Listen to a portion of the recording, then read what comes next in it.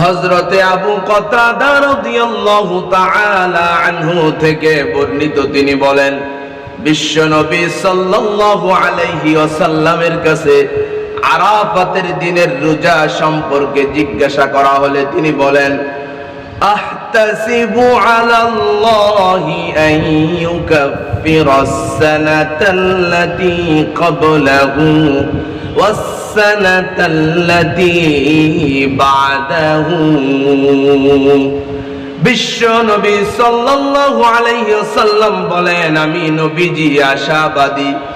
যেই ব্যক্তি আরাফাতের দিনের রোজা রাখবে,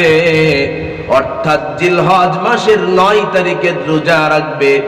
আল্লাহ পাক রব্বুল আলামিন তার পিছনের 1 বছরের গুনাহ এবং সামনের 1 বছরের গুনাহকে আল্লাহ পাক রব্বুল আলামিন মাফ করে দিবে।